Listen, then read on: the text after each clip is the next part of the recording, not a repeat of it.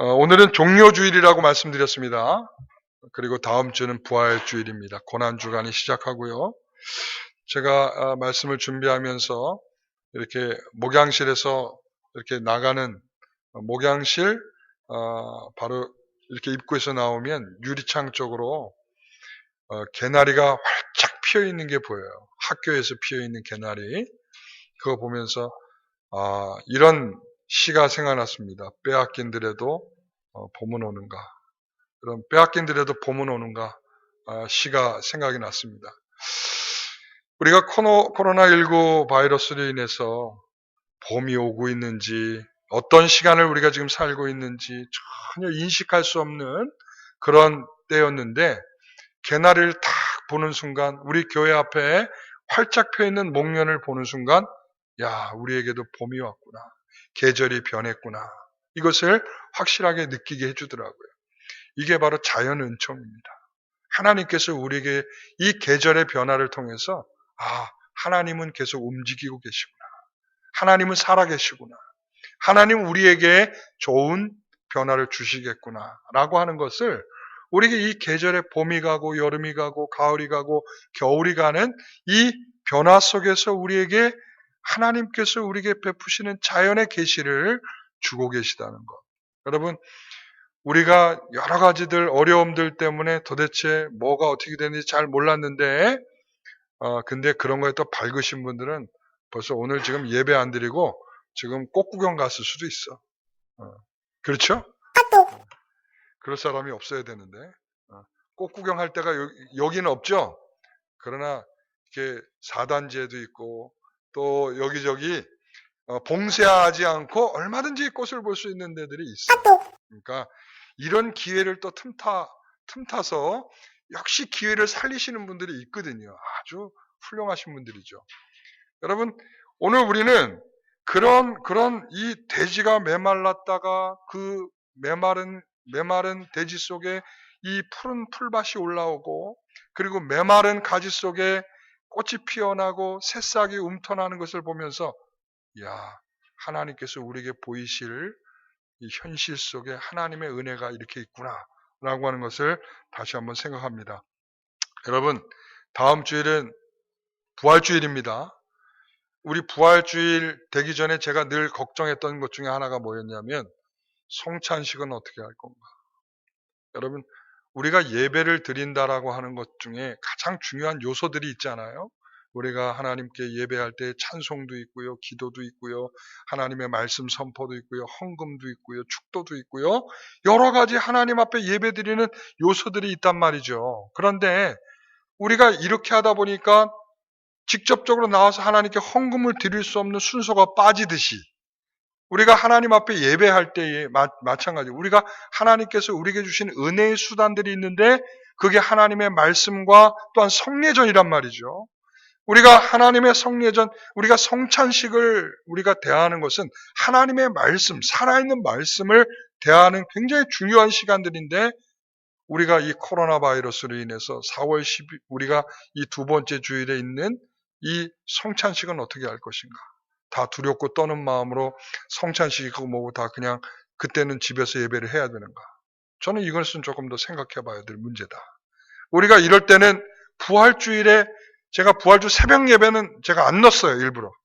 그것까지는 나오지 못하더라도 주일 예배는 주의 날 가장 우리에게 핵심적인 복음이요 진리요 우리가 양보할 수 없는 내용 중에 하나는 부활주일 아니겠습니까? 우리가 주의 부활을 우리가 다시 한번 생각하면서 우리의 부활을 꿈꾸게 하는 것, 이 날만큼은 우리가 양보할 수 없는 또 성찬식이 있는 그런 날이기 때문에 우리 성도들에게 제가 광고 시간에도 말씀드렸듯이 우리 성도들 다 나왔으면 좋겠다. 그럼 우리가 사회적 거리두기 어렵다면 제가 3부 예배까지도 하겠다. 제가 이런 마음을 지금 갖고 있는 것입니다. 그러니까 우리 성도들, 우리 오늘 못 나온 성도들도 꼭 함께 할 수 있도록 우리 아이들도 함께 할 수 있도록 우리 성도들이 다 신경을 좀 써주시길 바랍니다. 여러분, 성경에는 바울처럼 예수님의 흔적을 가지고 갈라디아서에 있는 말씀처럼 나는 예수의 흔적을 갖고 있다. 이 예수님의 흔적을 가지고 자기 인생을 다 주를 위해서 예수를 믿는 첫날부터 시작해서 마지막 죽음에 이르기까지 자기의 모든 인생을 하나님 앞에 드리면서 살아가는 인생들이 있는가 하면, 반대로 형식적인 신앙을 가지고 자신의 필요만을 채우려는 신앙인들도 있다는 거죠. 그러니까 종교인이죠, 종교인. 그 종교인은 불교 신자나 우리가 다른 종교를 갖고 있는 것과 다르지 않은 신자라는 거예요. 교회는 나오지만. 여러분, 제가 말씀드리듯이 이 대다수의 사람들은 훌륭한 사람들인가? 이 성경은 우리에게 질문을 던져주고 있는 것 같아요. 대다수의 사람들이 신앙을 잘 가지고 생활하고 있는가? 아니면 소수의 사람들만 진짜 믿음을 갖고 있는가? 교회에 모두 나오면 다 신자인가? 아니면 교회 안에서도 불신자들이 존재하는가?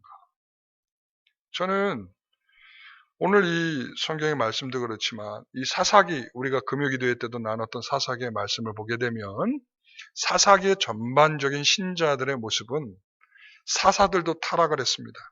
드릴라 품에 안겨서 쩔쩔매고 있는 삼손의 모습을 보지 않았습니까? 눈이 파헤쳐지고, 여기가 포박이 돼서 맷돌이나 돌리던 그런 인생으로 전락해버리는 게 사사였죠. 여러분, 미가라고 하는 사람의 한 가정을 들여다 봐주고 있는데 그 가정의 모습을 보면 한 제사장을 세워서 거기에서 하나님 앞에 드릴 제사를 자기 멋대로 바꾸어서 예배를 드리고 있는 그런 모습을 볼 수 있잖아요. 그거를 베냐민 지파도 우리도 그렇게 하면 좋겠다. 그 제사장도 데려가고 그 우상단지도 데려가서 가지고 가서는 거기서 자기네 지파에서 예배를 드리도록 하지 않습니까? 이게 완전 타락한 레위 사람 한 사람을 보여주는데 이 사람은 첩을 데리고 살아가는 그러한 인생의 모습을 보여주고 있지 않습니까?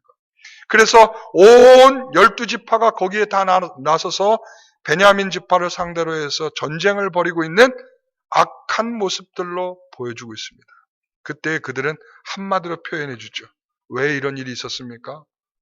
왕이 없어서 그랬습니다. 왕이 없어서 사람들이 자기 생각이 옳다고 믿는 대로 행동을 했다. 이렇게 표현해 주고 있어요. 그러니까 전반적인 사람들의 대다수는 어떻게 살았다는 겁니까? 자기가 왕이 돼서 자기가 옳은 대로 자기의 뜻대로 살아가는 인생들이었다. 대다수의 사람들은. 그런데 반대로 엘리멜렉이라고 하는 한 가정을 보여주죠. 엘리멜렉. 룻기에 나오는 엘리멜렉. 사사시대에 살았던 엘리멜렉. 이 엘리멜렉이라고 하는 뜻이 뭐냐면 나의 하나님은, 나의 신은 누구라는 거예요? 왕이십니다. 멜렉.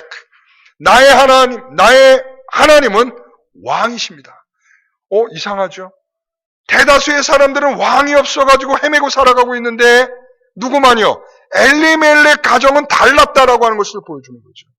대다수의 사람들이 자기의 뜻대로 살아가고 있었지만 소수의 사람 엘리멜렉의 가정은, 그래서 거기에 나오미도 있고요. 거기에 룻도 있고요. 거기에 보아스도 나타나게 되는 거죠. 그래서 그 가정을 통해서 이새도 왔고요. 다윗도 태어나게 되는 거죠. 그 계보를 통해서 누가 왔어요? 예수 그리스도도 오시게 되는 거죠.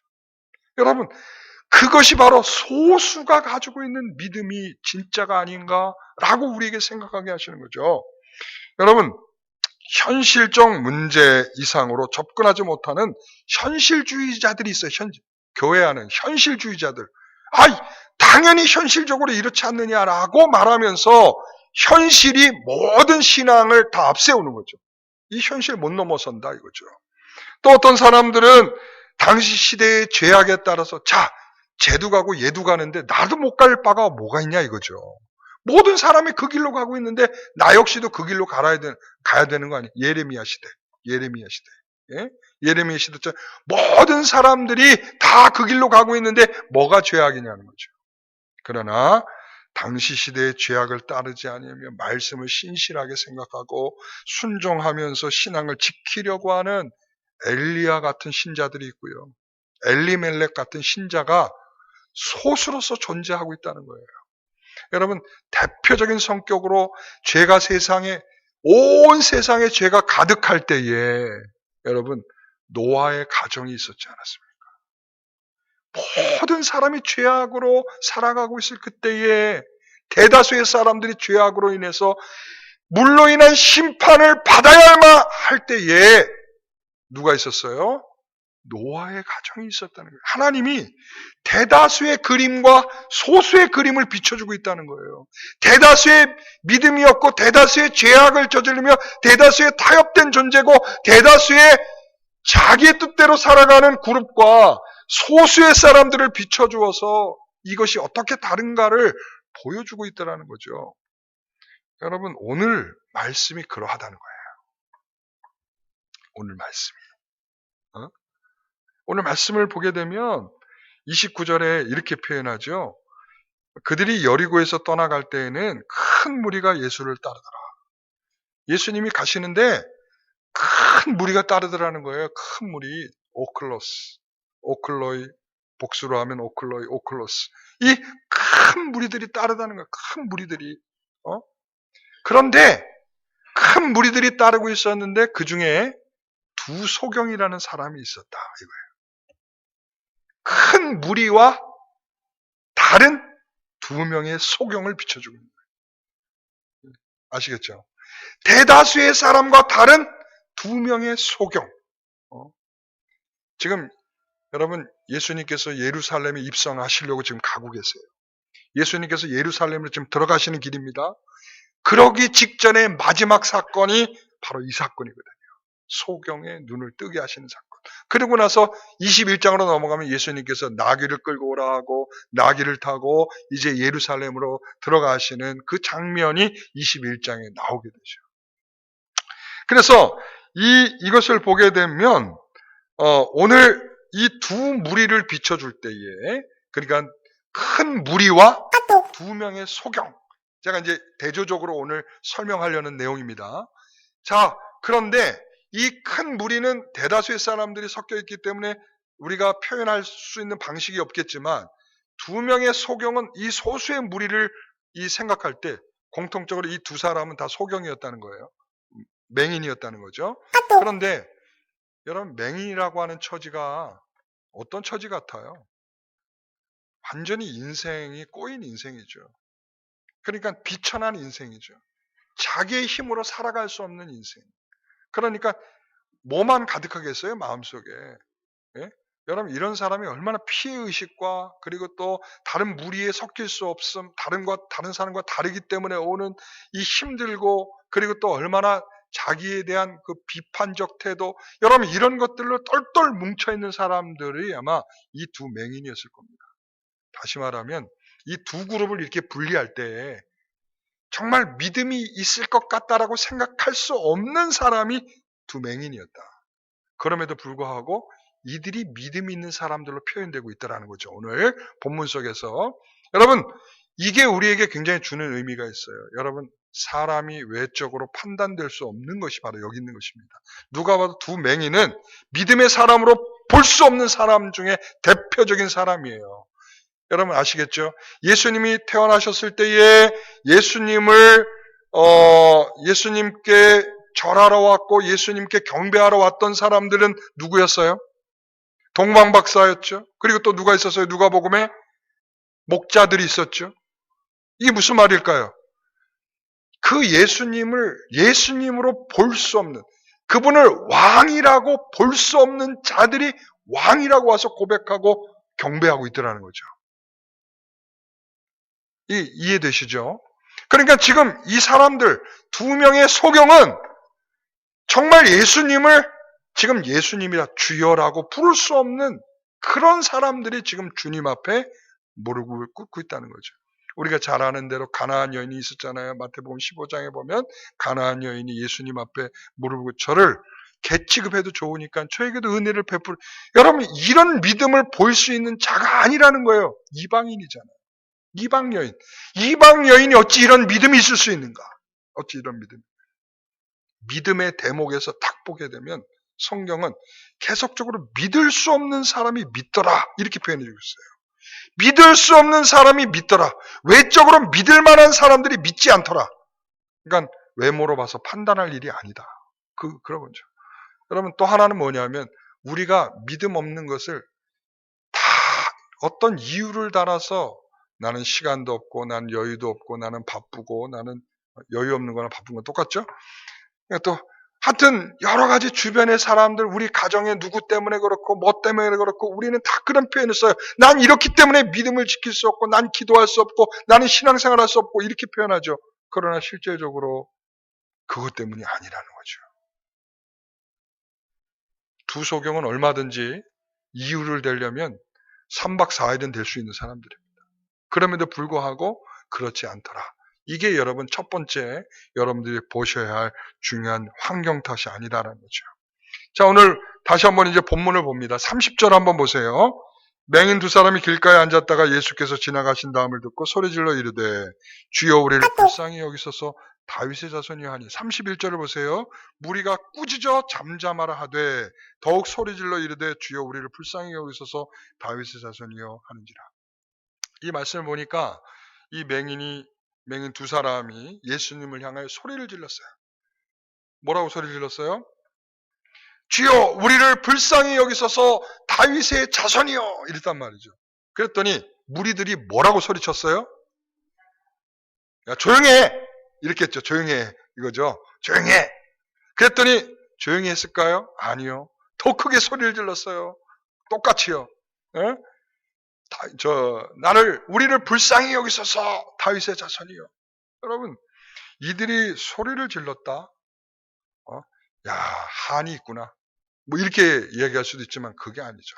한으로 한을 지금 얘기가 아니에요. 왜냐하면 거기에 담겨있는 내용은 그 다음에 이제 살펴볼 것이기 때문에 이들이 소리친 이유가 뭐냐는 거죠. 소리친 이유가 첫째. 소리친 이유는 그들은 이미 예수님에 대한 정보를 들었을까요? 못 들었을까요? 들었을 거예요. 여러분 우리가 잘 아는 눈이 어두워지면 뭐는 밝아질 수 있어요? 귀가 밝아질 수 있어요. 연세 드신 분을 얘기하는 건 아니에요. 근데 나는 왜 눈이 어두워지는데 왜 귀는 점점 어두워질까? 우리 연세 드신 분들은 다 그렇잖아요. 그렇죠? 그러나 이 맹인의 입장은 다른 것 같아요. 그러니까 이 기능이 완전히 죽은 거잖아요. 눈의 기능이. 그렇기 때문에 이쪽 기능이 더 발달되고 소리에 민감하고 기억이 더 발달하고 그럴 수 있다고 하더라고요. 아마 그래서 수없이 예수님에 대한 정보를 들었을 것으로 보입니다. 왜? 이미 딱 예수님이 지나가신다는 소리를 듣고 주여 나를 불쌍히 여기소서 할 때는 뭔가 이미 들은 바가 있기 때문에 그렇게 표현하는 것이 아니겠어요? 그런데 정보를 갖는다고 해서 다 믿음이 될 수는 없다는 거죠. 여러분 우리가 잘 아는 대로 여호수아 2장에 가서 보게 되면 이제 이스라엘 백성들이 정탐을 들어가잖아요. 정탐을 들어갔을 때에 누굴 만나요? 라합을 만나죠. 라합은 이미 하나님에 대한 소식을 한참 전부터 듣고 있었던 것 같아요. 하나님이라고 하는 분이 있는데 그 이스라엘이라고 하는 사람들을 애굽의 손으로부터 구출해내셨고 그분이 지금 이끌어서 지금 점점 가나안으로 지금 오고 계신다라고 하는 이야기를 분명히 들었을 겁니다. 그런데 그런 소리를 라합만 들었겠어요? 가나안 사람 전체가 다 들었을 거예요. 그런데 그 중에 그 정보를 듣고 간담이 녹아내린 사람은 누구였습니까? 라합이죠. 믿음이 된 사람은 라합뿐이 없었다는 거예요. 오늘 예수님의 저한 정보를 들은 사람이 이 두 맹인밖에 없었겠습니까? 그 따르던 무리들 다 듣고 왔었고 그들은 들을 뿐만 아니라 이미 예수님이 어떤 기적을 베푸는지 눈으로 다 확인을 했을 거란 말이에요. 그러니까 눈으로 본 사람이 세요? 아니면 귀로 들은 사람이 세요? 그럼요. 여러분 우리가 예를 들어서 여기서 서울에 대해서 가본 사람이 세겠어요? 들은 사람이 세겠어요? 아니에요. 들은 사람이 세요. 여러분 그거 몰라요? 네? 우리 그런 말이 있잖아요. 가서 본 사람을 능가하는 그 들음의 기적. 네? 우리는 그 기적을 여기서 지금 보는 거죠. 사람들은 오병이어의 놀라운 기적을 보면서도 먹어보고 체험하면서도 그들에겐 믿음이 되지 못해요. 병든 자가 고쳐지고 그리고 또한 귀신 들린 자가 귀신이 쫓겨나가는 것을 보면서도 믿음이 되지 않아요. 그렇죠? 그런데 이 맹인에게는 이 들은 것이 뭐가 됐어요? 믿음이 되었다는 것이죠. 그래서 그들은 소리를 치고 있는 거예요. 그러나 믿음이 없는 자들은 예수님을 위하는 척하면서 그들을 꾸짖고 조용히 하라고 하는 것이죠.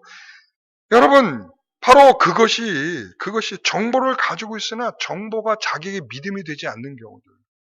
여러분, 예수님께서 오병이어의 기적을 일으켰을 때 그 요한복음만 설명을 해주잖아요. 왜 예수님께서 이 기적을 행했는지. 나는 생명의 떡이다. 이 말씀을 해주잖아요. 나는 생명의 떡이다. 너희들은 이전에 광야에서 만나를 먹고도 죽었으나 이제 너희들에게는 이제 영원한 생명을 주기 위해서 내가 하늘로부터 내려온 산떡이다. 이렇게 말씀하시는 거죠. 그러면서 내가 이제 너희들에게 내 살을 주리라. 그랬단 말이죠. 내 살을 주리라. 네? 그랬더니 사람들의 반응은 어떻게 나타났을까요? 자, 요한복음 6장 52절을 보세요. 유대인들이 이렇게 반응을 합니다. 그러므로 유대인들이 서로 다투어 이르되 이 사람이 어찌 능히 자기 살을 우리에게 주어 먹게 하겠느냐 이렇게 말. 그러니까 지금 말귀를 못 알아듣는 거예요. 근데 액면 그대로 보면 알아들은 거예요, 못 알아듣은 거예요? 아니, 액면으로 보면 내가 너에게 살을 주리라 그랬잖아요. 그러니까는 액면으로 따지면 알아들은 거죠. 그러니까 내가 어떻게 살을 먹습니까? 우리가 어떻게 살을 먹습니까? 지금 그 얘기를 하는 거잖아요. 그러나 거기에 담겨 있는 이게 사실은 포인트가 살을 주리라가 아니라 영생을 주리라거든요. 결국은 영생을 주리라가 포인트인데 영생을 주리라는 관심이 없고 살만 뜯어먹게 돼요. 왜냐하면 이 사람들은 계속 먹는 거에만 관심이 있는 거예요, 지금. 왜? 예수님께서 이것을 먹게 해주니까 오병이어를 통해서 이 5,000명이라는 사람이 먹고 나니까 이 사람들은 흥분했죠. 아, 우리는 이제 배고픔에서 해방됐고 예수님이 우리의 왕이 되신다면 우리는 이제 배불리 먹고 살겠다. 그들에게는 온통 먹는 거에만 관심이 있으니까 예수님께서 내가 살을 주리라 그러니까 그들에게는 뭐만 관심이 있는 거예요? 예수님을 뜯어먹을 살로만 생각을 하는 거죠. 왜? 영생을 주리라가 포인트인데 말이죠. 그러니까 듣기는 들어도 정말 믿음으로 들을 수 없는, 다시 말하면 예수님께서 우리에게 믿음을 주시지 아니하면 듣는 귀가 다를 수밖에 없다라는 말이죠. 이 두 맹인은 눈이 가려진 대신에 주님에 대한 이야기, 주님에 대한 정보를 믿음으로 받을 수 있도록 하나님께서 믿음을 주셨다는 것이죠. 그들의 소리는 바로 그런 소리였다. 이 무리들의 소리와는 전혀 다른 소리였다. 꾸짖는 소리였다면 믿음의 소리를 하고 있는 것이었다. 이런 거죠. 그러면 어떻게 그렇게 믿음의 소리를 낼 수 있는가? 이런 거죠. 자, 진정한 믿음의 고백이 있는데요. 오늘 본문을 보신 대로 이들은 이제 30절에 주여 우리를 불쌍히 여기소서 다윗의 자손이여 했단 말이죠.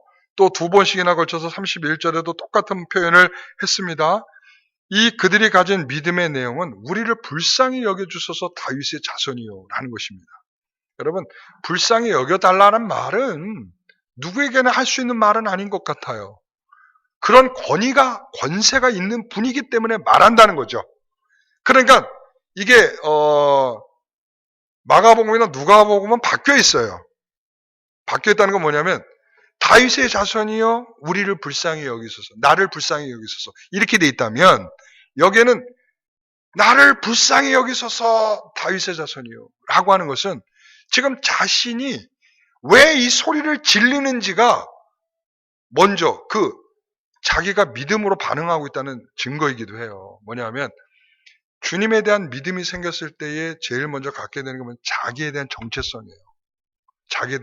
나는 지금 눈이 가려져 있기 때문에 불쌍한 것이 아니라 나는 이것으로 인하여 죽을 수밖에 없는 존재라는 것을 확인된 불쌍함이에요. 왜냐하면 자비를 베풀어 달라는 것이거든요. 자비요 군문. 여러분 이 표현들은 다 어디에서 해당되는 표현일까요? 구원에 대한 은혜를 요구할 때 필요한 표현이에요. 하나님 나에게 긍휼을 베풀어 주세요. 내게 자비를 베풀어 주세요. 이런 표현들은 전부 다 불쌍히 여겨달라. 이것은 다 구원을 요청할 때 하는 성도들의 표현인 것입니다. 그러니까 구원을 요청하는 자는 그 구원을 주실 권위자를 알기 때문에 이미 자기는 거기까지 가 있는 거야. 나를 불쌍히 여겨달라고.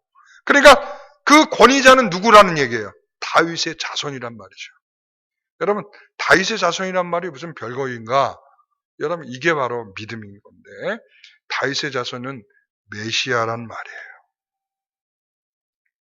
메시아. 우리를 구원하실 메시아라는 거죠. 그래서 나를 불쌍히 여겨달라. 메시아인 줄 믿기 때문에 나를 불쌍히 여겨주소서. 다윗의 자손이요. 이렇게 표현하는 거죠. 누가 말려도 소용없는 거예요. 왜? 내가 받을 구원을 누가 말려서 이것을 날 멈출 수 있겠느냐는 거죠. 그러니까 꾸짖어도 소용없는 거예요. 계속 소리를 치는 거죠. 나를 불쌍히 여겨달라고 소리를 치는 거죠. 여러분, 우리에게 이런 신앙이 필요한 거예요. 왜냐하면 믿음은 자기의 실상을 보면서 그 실상이 어떤 존재인지를 알기 때문에 하나님을 향하여 나에게 구원을 주시지 아니하면 나는 살아갈 수 없는 존재라는 것, 그것이 회복되지 아니하면 어떤 것이 내게 주어진다 할지라도, 눈이 떠진다 할지라도 그것은 가치 없는 것. 여러분, 그래서 나를 불쌍히 여겨달라는 거죠. 나를 불쌍히 여겨달라는 거. 여러분, 그런데 이런 고백은 바로 요한복음 4장에 보면 사마리아 여인이 있지 않습니까? 사마리아 여인이 예수님을 만났잖아요. 수가성에서 예수님을 만났을 때 이 여인은 물길로 나왔죠. 물길로 나왔다가 예수님께서 자신의 어떤 삶을 완전히 꿰뚫고 보시는 이 통찰력에 놀래가지고 선지자이십니까? 이렇게 얘기했다가 나중에 가서 이분에게 이런 고백을 하잖아요. 4장 25절에 보면 여자가 이르되 메시아 곧 그리스도라 하는 이가 오실 줄 내가 아노니 그가 오시면 모든 것을 우리에게 알려주시리라. 예수께서 이르시되 내게 말하는 내가 그라. 내가 바로 그야. 내가 바로 메시아야. 그랬을 때 사람들의 반응은 어떻게 나타나죠? 미친놈. 이게 그 시대에서는 정상적인 반응이 바로 이거예요. 네가 미쳐도 단단히 미쳤구나. 이거죠. 그리고 예수님께서 십자가에서 죽으실 때는 다들 그렇게 완전히 미친 사람 취급을 해버렸죠. 비웃고 조롱하고 침뱉고 가시관을 씌우고 왜? 네가 바로 하나님을 참담하게 만드는 존재야라고 사람들은 비웃고 우리 예수 그리스도를 십자가에 매다른 거 아니겠습니까? 미친 소리죠. 그런데 이 여인은 내가 그다 하는 순간에 어떻게 했습니까? 아멘 했죠. 아멘. 아멘 하고 자신이 짊어지고 나왔던 물동이를 집어 팽개쳐버리고는 동네로 들어가서 내가 그리스도를 만났다라고 소리를 치면서 자기 만난 감격을 표현해주지 않고 있던가요? 오늘 바로 이 두 명의 맹인은 그런 감격에 있는 자들이라는 것을 확인할 수 있어요. 네. 그러나 이 두 맹인과 달리 똑같은 고백을 하고 있는 사람들이 있는데 21장 8절 9절에 가서 한번 봅시다. 마태복음 21장 8절 9절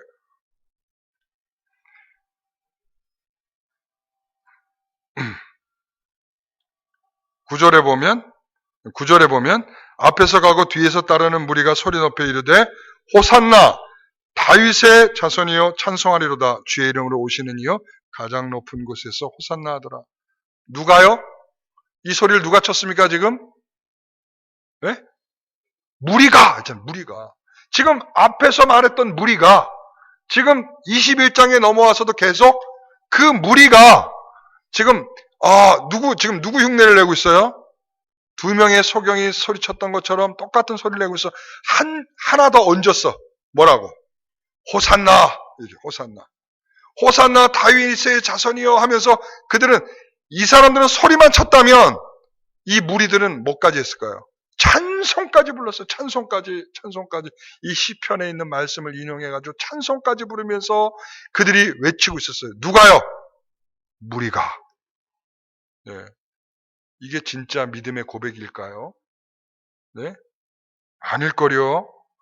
이 두 맹인과 전혀 다른 고백일거려. 마태복음 27장 20절에 한번 가봅시다. 거기에 보면 대제사장들과 장로들이 누구를 권하여? 무리를 권하여 바라바를 달라하게 하고 예수를 죽이자 하게 하였더니 22절 빌라도가 이르되 그러면 그리스도라 하는 예수를 내가 어떻게 하랴? 그들이 다 이르되 십자가에 못 박혀야 하겠나이다. 여기서 그들이가 누굴까요? 무리가.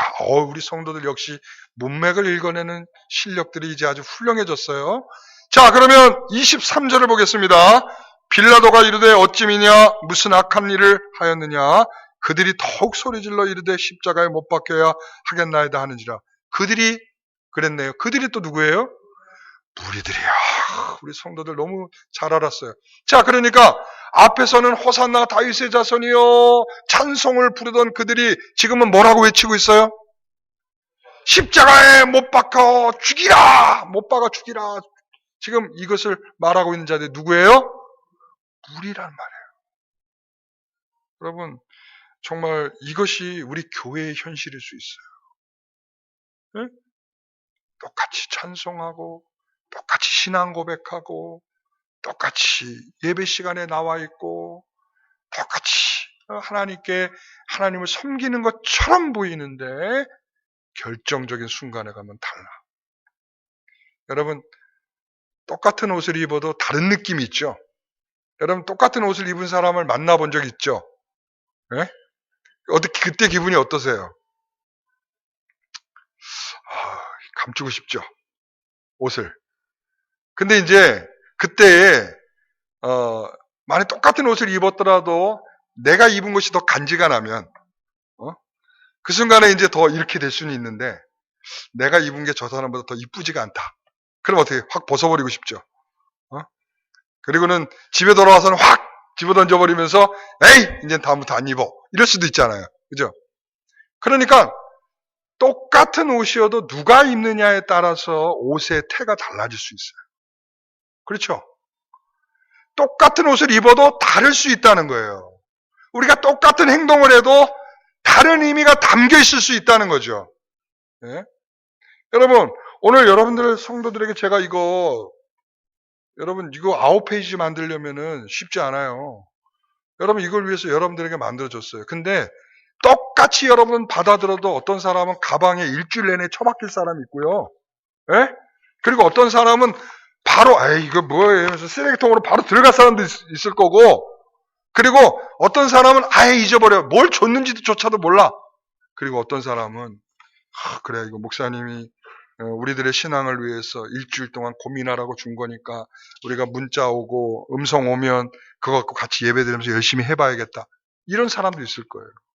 그러니까 똑같은 것을 받아들어도 그 사람이 가지고 있는 신앙적 양심과 태도에 따라서 그가 표현하고 나타내는 것들이 달라지더라는 거죠. 우리가 헌금할 때 제가 뭐라고 표현해요? 헌금 기도할 때 제가 뭐라고 표현하죠? 제가 늘상 빠지지 않고 표현하는 단어가 있어요. 아시는지 모르겠지만 이게 우리의 삶의 고백입니다. 헌금은 우리의 삶의 고백입니다. 저는 그런데 어떤 사람은 아까운 마음으로 드렸다. 이걸 할까 말까 고민하다가 드렸다. 그리고 어떤 사람은 우리가 영화 극장에 가면은 극장에 표를 사듯이 헌금을 했다. 어떤 사람은 에이 뭐 헌금 뭐 어차피 헌금통 뒤에다 놨는데 누가 헌금한지도 모르는데 어차피 헌금 안 낸다고 해서 뭐 누가 알아? 이런 마음으로 헌금을 안 했다. 여러분 모든 사람에게 동일하게 헌금이라고 하는 것은 삶이에요. 안 드리는 것도 삶이고요. 그리고 그 시간에 드려진 것도 삶입니다. 그러나 그때에 드려진 태도가 하나님께 다르다는 거예요. 액수의 문제가 아니라 하나님께 드려진 자세가 하나님께 다르게 하나님은 받고 계실 거란 말이죠. 예? 우리가 똑같은 행위, 똑같은 일들 속에서도 똑같은 표현 속에서도 어떤 사람은 진정한 마음과 우리의 삶을 담아서 하는 사람이 있는가 하면 어떤 사람은 그냥 건성건성, 형식적으로 내게 유익이 있다면 따라가지만 내가 유익이 없다면 언제든지 버릴 수 있는 것으로 이런 정도라면 이것이 어떻게 하나님 앞에 드려지는 것이 되겠습니까? 여러분 오늘 이 시간에도 하나님 말씀을 선포할 때 여러분 가운데 아멘 하시잖아요. 그죠? 아멘이 무슨 뜻입니까? 진실입니다. 진실. 가장 중요한 뜻 중에 하나, 하나님의 말씀은 진리입니다. 아멘. 아멘은 하나님 말씀이 진리입니다. 저도 그렇게 동의합니다. 제가 충성하겠습니다. 그런 의미가 다 담겨 있는 거거든요. 그런데 아멘은 하지만 실질적으로 삶에 딱 들어가 보면 그 말씀이 여러분들 씨름하는 자세가 다를 수 있어요. 아멘은 해놓고 그냥 어차피 예배 시간에 아멘 하는 거지 뭐. 그 다음에 뭐 무슨 소용이 있어. 그럼 끝난 거지. 그러고는 아멘이 예배 시간에만 하고 삶에서는 사라지는 삶이 있다면 아멘하고 그 아멘한 것 때문에 한 주간을 끙끙거리면서 내 부패한 본성과 싸워내며 그 말씀을 어떻게든 지켜보려고 애를 쓰는 그러한 심령도 있을 거란 말이죠. 그 아멘과 그 아멘이 같겠습니까? 다르겠죠. 지금 이 두 대상은 대다수의 무리들과 그리고 이 두 명의 소경은 똑같은 소리를 내고 있습니다. 다윗의 자손이요. 그러나 이 내용과 본질은 다르다라는 것이죠. 여러분, 우리가 무엇으로 이 시간에 앉아 있을까요? 무엇 때문에 이 시간에 하나님께 예배하고 있을까요? 여러분, 형식적으로 따르는 자들, 오늘 여기서 보면 이들을 표현했을 때 똑같이 이렇게 표현하고 있어요. 29절에 보면 큰 무리가 예수를 따르더라 이렇게 되어 있고요. 34절에 보면 예수께서 불쌍히 여기사 그들의 눈을 만지시니 곧 보게 되어 그들이 예수를 따르니라. 여러분, 앞에 따라가는 사람이 있어요. 무리들이 따라가고 있고요. 그 다음에 이 두 맹인이 따라가고 있다라고 표현하고 있어요. 그런데 이 따라가는 것이 이들에게는 특별한 것이 표현되지 않고 따라가고 있다가 결국 따라가다 이들이 한 게 뭐예요? 예수님을 십자가에 못 박아라. 예수를 십자가에 못 박아라. 빌라도의 법정에서 그들이 외친 그것이 이들이 따라가다가 내린 결론이에요. 그런데 이들은 보세요. 소리 질렀습니다. 우리를 불쌍히 여기서 다윗의 자손이요. 말리는 무리들을 향하여 또 소리를 질렀습니다. 우리를 불쌍히 여기소서 다윗의 자손이요. 그때 주님께서 딱 들으셨어요. 예수님의 귀에 꽂혔고 예수님은 그 자리에 서셨고 그리고 그들을 향해 부르셨고 내가 너에게 무엇을 해주기를 원하냐고 하셨고 그들은 눈을 뜨기를 원하나이다.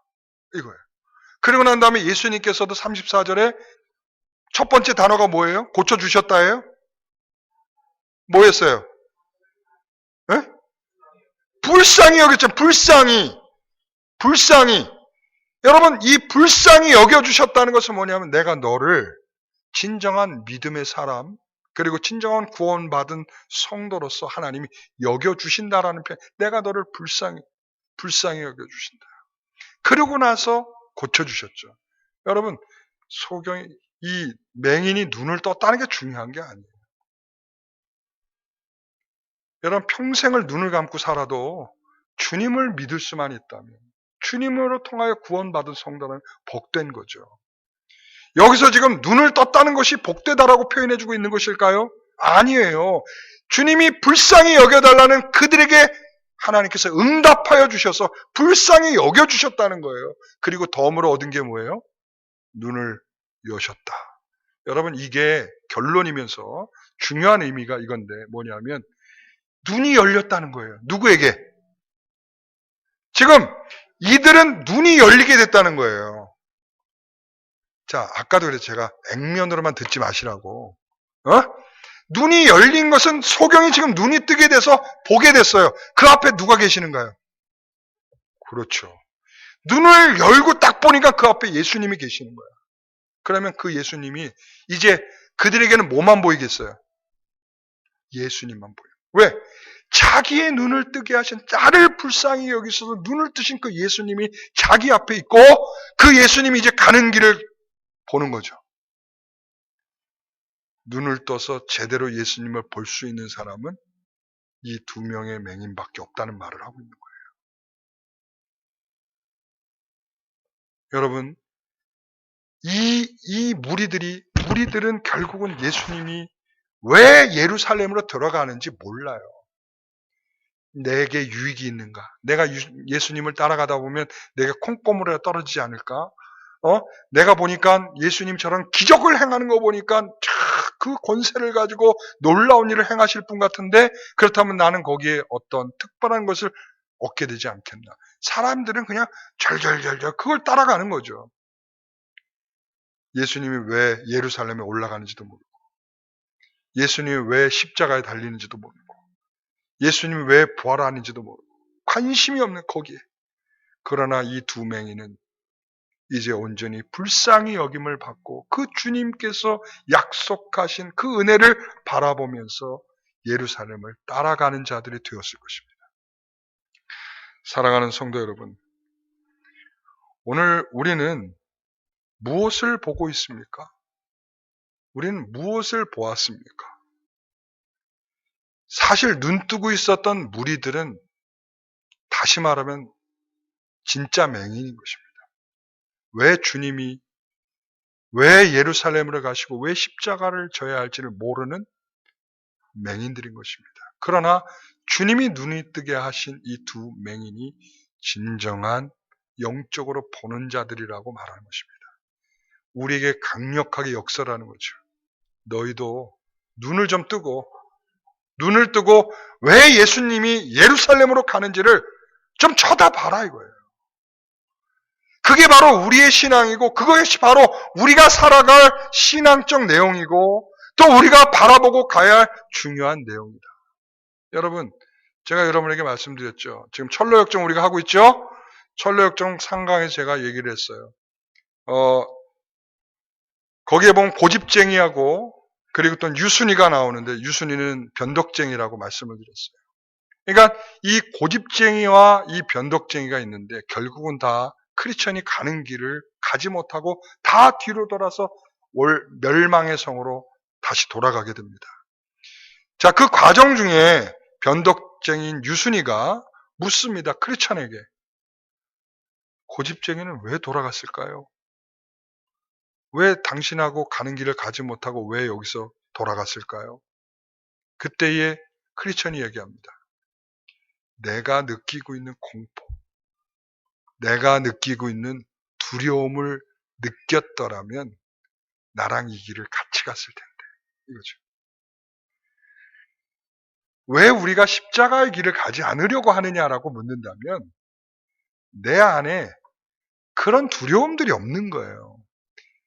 우리가 에베소 2장에 있는 말씀처럼 우리는 본질상 진노의 자녀인데 우리가 뭐가 좀 괜찮게 된 줄 알고 우리가 지금 마음껏 죄를 져도 되고 그 십자가와 상관없이 살아도 되는 존재라고 생각하는 그 거짓된 믿음에 속아서 난 믿기만 하면 예수 믿기만 하면 천국에 간다라고 하는 그 잘못된 복음의 해석으로 인하여 우리는 지금도 십자가의 길을 가기를 거절하는 거죠. 여러분, 오늘 여러분에게 예수 믿으면 구원받지 못한다는 얘기를 하는 게 아니라 그 예수 믿고 구원을 받으면 그 십자가의 길을 가고자 한다라는 마음을 놓쳐버린 거짓된 것에 대한 그것을 제가 여러분에게 말씀드리고 있는 거예요. 오늘 사랑하는 성도 여러분, 우리의 영적인 시력을 주시기를 기도해야 합니다.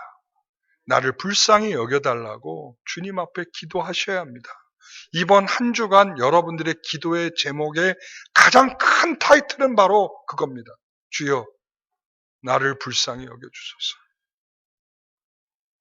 주여, 제가 십자가를 바라보려고 하면서도 봐지지 않는 악한 자입니다. 주님, 나를 용서하여 주소서. 이것이 바로 우리가 이번 한 주간 동안 기도해야 될 가장 주제의 내용이라 생각됩니다. 여러분, 나를 불쌍히 여겨달라고 외치고 있는 두 서경의 외침이 우리의 외침인 것인지, 아니면 대다수 사람들이 가고 있는 그 길을 걸어가면서 나도 구원받은 사람이라고 스스로를 자복하며 살아가는 거짓된 믿음에 속아 있는 그런 불신앙자인지는 보셔야 되지 않겠습니까? 여러분, 여기서 중요한 건 뭐냐면 대다수의 무리들이 말이죠, 그 길을 가고 있고요. 소수의 사람들이 참된 믿음을 가지고 믿음의 길을 걷고 있더란 말이죠. 얼렁뚱땅, 대충대충, 믿는 둥 마는 둥, 주의를, 야, 이번에 이런 좋은 기회가 어디 있는가? 예배를 왔는지 안 왔는지 확인도 안 해. 그리고 오후 예배를 드려 마라, 뭐 이런 것도 얘기도 안 해. 주중에 뭐 어떻게 특별 새벽 기도에도 없어. 야, 이렇게 망고땡이 어디 있을까? 이 기회를 잘 살려서 마음껏 놀아보자. 여러분, 이게 믿음일까요? 절대 믿음일 수 없습니다. 믿음은 자기의 신앙에 신앙적 자유를 갖고 그 자유적 신앙을 가지고 하나님 앞에 늘 서는 것입니다. 그리고 그 십자가의 은혜로 주님을 향하여 날마다 달려가기를 기뻐하는 것입니다. 그게 믿음이요. 그게 신앙입니다. 저는 우리 성도들이 오늘 이제부터 다시 한번 우리가 믿음의 길을 달려가는 그러한 신자들로서의 재정비와 또 주님 앞에 내가 어떤 존재인지를 다시 한번 의식하면서 우리가 주와 함께 동행하는 한 주간 되시기를 소원합니다. 기도하겠습니다. 하나님 아버지 감사합니다. 오늘은 바로 우리에게 주시는 귀한 종려주일입니다. 그리고 또한 우리는 고난주간을 시작하며 또 부활주일을 맞이하게 될 것입니다. 여느 때처럼 말이죠. 우리가 형식적인 신자라는 것은 여기에 대한 아무런 감각이 없는 권태기를 겪고 있는 신자들일 것입니다. 무엇이 와도 특별할 것이 없고 무엇을 생각해도 특별한 의미를 발견할 수 없으며 어떤 날이 우리에게 주어져도 그저 내 길을 걸어가며 내가 하고 싶은 것을 행하는 그런 거짓된 신자의 모습으로 살아갈 것입니다. 주여 이 시간 나를 불쌍히 여겨 주소서. 오늘 이 소경이 주님을 발견하고 주님이 어떤 분이신지를 알게 되었을 때에 나를 불쌍히 여겨달라고, 나를 불쌍히 여겨 주님의 구원의 은혜를 달라고 외쳤던 그 모습처럼 오늘 우리들의 삶 속에서 그 주님에 대한 믿음이 다시 한번 회복되고 우리 안에 십자가의 신앙이 다시 한번 회복되고 우리가 주 앞에서 미련한 자가 되어 주의 그 놀라운 십자가의 도를 깨닫고 나아갈 수 있는 우리 모든 신자들이 되기를 소원합니다.